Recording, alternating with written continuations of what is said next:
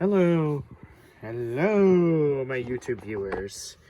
This is another Diecast pickup video, and I actually have plenty of more Diecasts incoming. I just thought, since I've been waiting on this for far too long, and yes, I know this is not an ideal first video of 2021. I have plenty of other videos scripted and awaiting. But I just thought I would get this update out of the way pretty quick, since I have both a diecast and CD update to do soon enough. Alright, first, just under Jimmie Johnson, I decided to purchase his 2004 paint scheme, since that's one of my favorite years for Jimmie Johnson. I always feel extremely nostalgic whenever I see this paint scheme. I do have his 2004 164 already, but if you look at the difference right here and right here, this feels like a regular intermediate track Gen 4 variant, whereas this one looks like the Gen 4 cars you would see at the restrictor plate races, because you ever notice how the front bumper of the Gen 4 cars are fatter than the ones on the intermediates? And when they race on short tracks or road courses, they have square-shaped grills on the side right here. Soon enough, I'll show you guys a demonstration video whenever I find another diecast variant of it. But hey, I think it's better if I hang this car up rather than take it out and put it in the drawers. Next is, coincidentally, a driver with the Lowe's sponsor right before Jimmie Johnson rose from the ashes and transpired into a 7-time champion, is a driver with a misfortunate legacy that never got a single career win, Mike Skinner. Closest he ever came to a race win, I believe, was 2000 Atlanta, the race where Dale Earnhardt Sr. just barely edged out Bobby Labonte in a close photo finish. It's a shame that Mike Skinner blew his engine and didn't get to even compete for the win in the closing laps, but hey, it is what it is, I guess. I do feel bad for a lot of drivers that had strong potential but just fell short, because it really does suck to see a driver like Mike Skinner be so well determined to potentially get a win, only to have shit completely out of his control fuck him over. Where have I heard this before, huh? Another certain, well, ex-Lowe's driver has had this plenty of times post-Lowe's racing days. But hey, I said enough. You guys get the idea. And just to trigger all the boomers, just to make them all light a fuse in their tampon, Bubba Wallace's Black Lives Matter scheme. Pretty self-explanatory.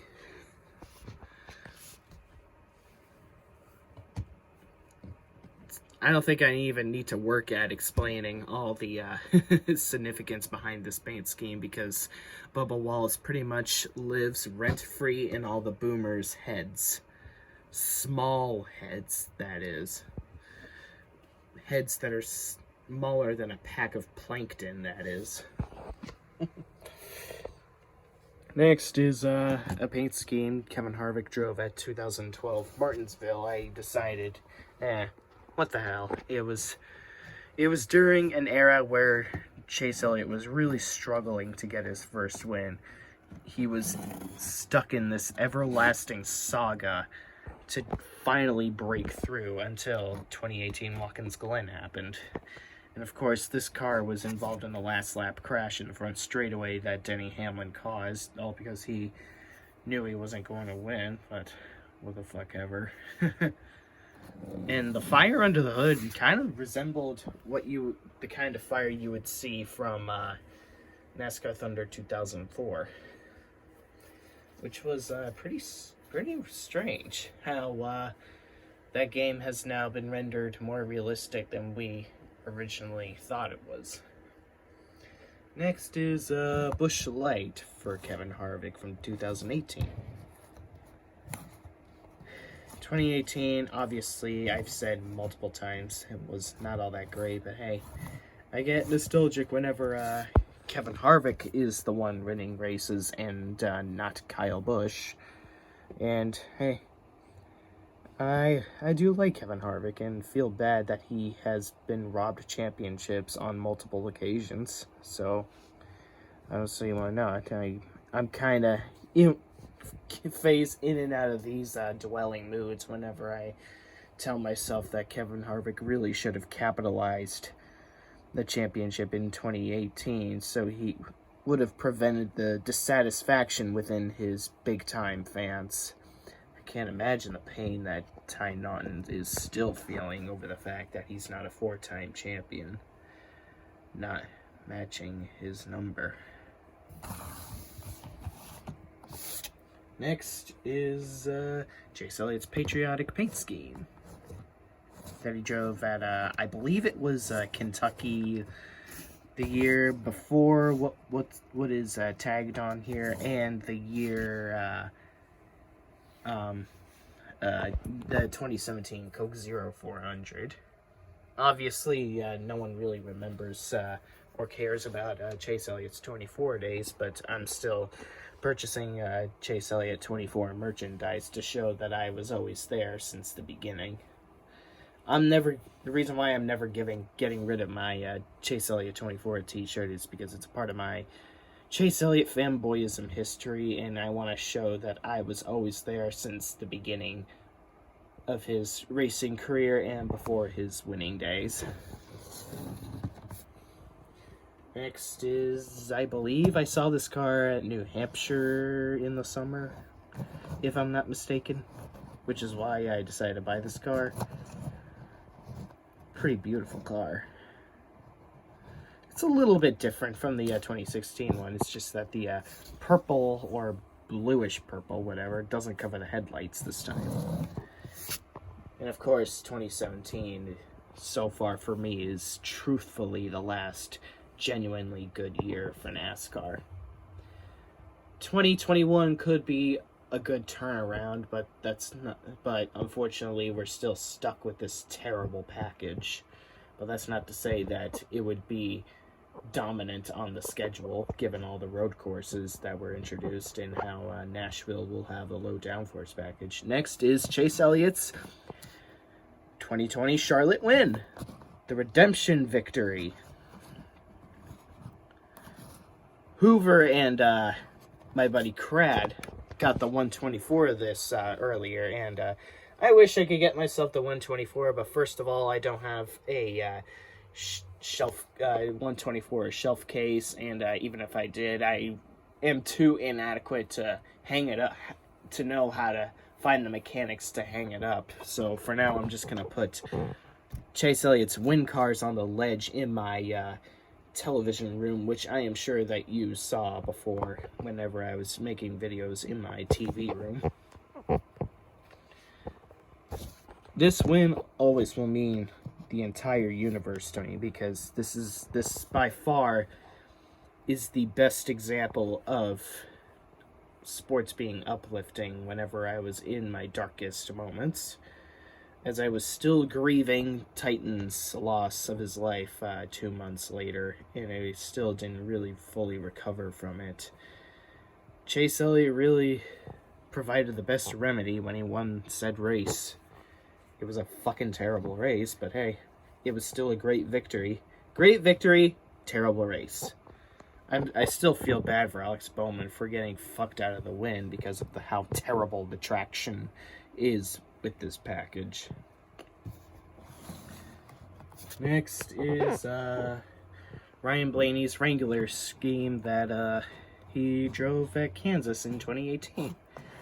I found this for a cheap price on eBay, and despite me not saying the nicest things about 2018, I decided, what the hell, even though he was eliminated, I figured that I would buy a scheme of a driver I like from a race that was won by a driver I like. The race was god-awful, but Hey, what the hell? I didn't really see any shame in purchasing schemes driven by my drivers in races won by my drivers, even if the races were terrible, if I at all even care to buy them.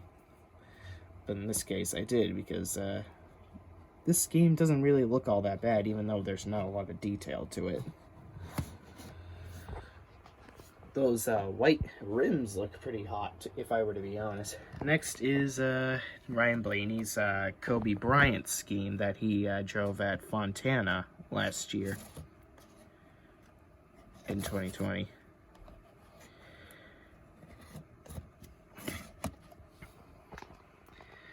Once again, this is another example of uplifting moments. Ryan... Oops, Ryan Bryant. That just sounds so weird. More like Kobe Blaney. That sounds a lot better. Just Ryan Bryant just sounds so weird. Would have been pretty stellar to see Ryan Blaney win with this game, but hey, I'm good with my boy Alex Bowman winning for Hendrick Motorsports, that said race. So, one door closes, the other opens. Next is Auto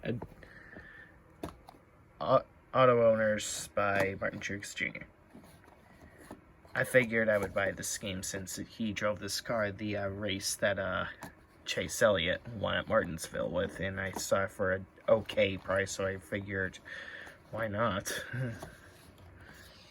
Next is Matt Kenseth's Credit One Bank scheme. He really had a garbage year that 2020 season. But hey, he'll always be known as one of the greatest drivers ever. And is an absolute Hall of Famer. No one can ever take that away from him. This shitty season he had in the 42 will not be his legacy, and it never will be. It just sucks that he just didn't have the season that he could have imagined while Kyle Larson was sitting at home watching the races. You would have probably figured he would have been at best a top 15 contender, but he just seems to have been struggling to get into the top 25 at most, and he finished, I think, 28th in points, which is pretty brutal. But hey, that's not what we'll remember him as. We're always going to remember him as the 2003 champion, 39 race winner, and two-time Daytona 500 winner. I think he won the Southern 500 twice. I don't completely remember. And didn't he have a Coca-Cola 600 win? I think it was like, what, 2000 or something? I don't know. And finally, to cap it off, it's not much, but it's still a car I've seen in person at the 2020 Phoenix Spring Race. Daniel Suarez's Comscope scheme. It's a pretty cool scheme with all the green to blue to red to orangish colors. It's a pretty mediocre tier car, but it still has a pretty cool looking scheme. So hey, that's all I got for today. Thank you guys for watching. Spacing out.